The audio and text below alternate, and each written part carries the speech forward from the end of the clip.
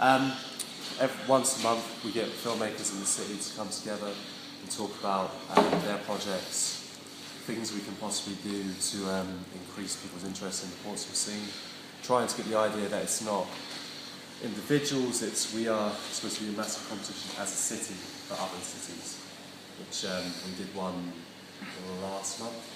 We're going to do one this month, but we decided to reschedule for March. The next one's going to be March 10th. So with that, okay, so you don't have to give me the PR line about why it's cancelled, but why was it cancelled? I just didn't think there'd be enough people, and I just thought, like, 'cause there was a couple of people who couldn't turn up, and I thought, what's the point of having a meeting where there's less people? You want more people, really. That's it. So can you walk around the room and just show me what normally happens here? Well, we do a networking meeting. Yeah, so what's what here? So we can, just so I can... Well, we get the chairs, usually put them around some sort of circle. People kind of keep their groups, like trash houses, all kept to themselves. Riyadh sort of sat in the corner, now and then would talk. Sean was there, people just there. We were hoping to project some films, but there was no need. Because that there is a big screen. This place is all white now. Yeah, I know, I think they're refurbing it. It's pretty bright though, wasn't it? But yeah, there's a big screen there, you can bring down, but they've taken the projector away. So. But they'll put it back? I don't know, because I don't think they've had many projectors up there. It's more for like their club nights. So how many people did you get in here then? We had, it must have been about 15 or 16 last time. Because you don't want 100 people, there aren't that many filmmakers. But it's nice to have a round sort of number and people then get to meet other people. Like, Tom had his laptop and he was showing Dave the edit of Fine Art because it was still in the works. Riyadh was walking around with his little phone showing his films. So there was a good chance for people to actually see what people were doing, which is good.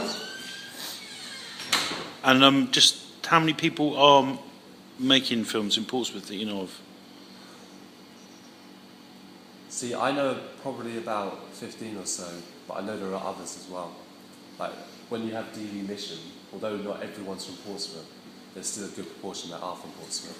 And that's not including like university groups and... Because I know Steve Ball, he does filmmaking in Gosport, but again, that's pretty much Portsmouth. Aram is based in Horndean, although he's in Union Southampton, but we count him as part of us.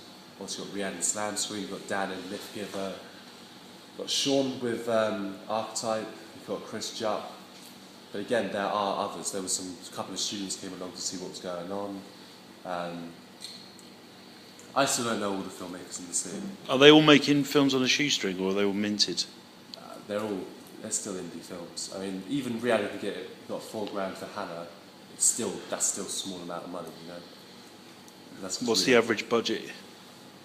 Would you say of the people you know? Of the people you know, the average what's a film getting made for?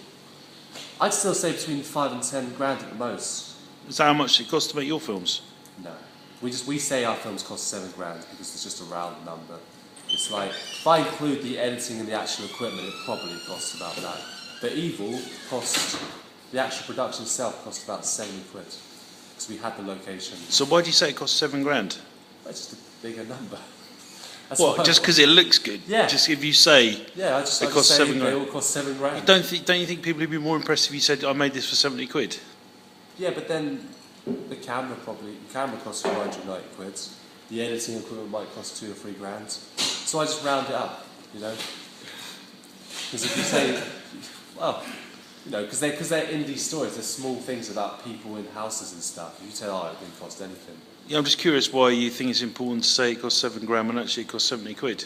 I think because I don't know. I think it's because someone once told me a camera costs $3.5, and then I just summed up and thought, well, if we just double that. How much do you think it cost J.K. Rowling to write Harry Potter? Well, nothing. Yeah, I see what you mean. But when they tell you on TV to put prices down, I just put 0. It just doesn't look real to me. $7 is just my price. I think it's why you need to, if you're going to negotiate your next budget, you need a starting point, don't you? So yeah, $7.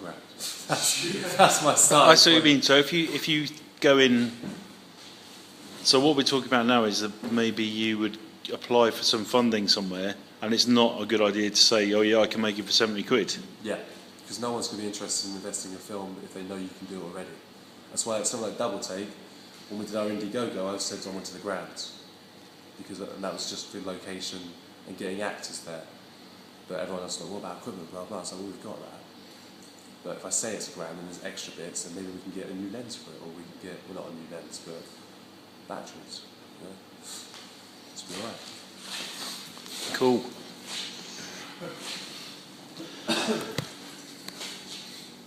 write down that marketing for Yeah.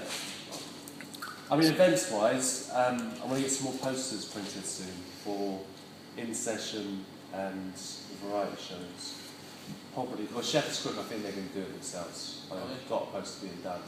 I might print some posters, but we just book bands. I don't see it as our like,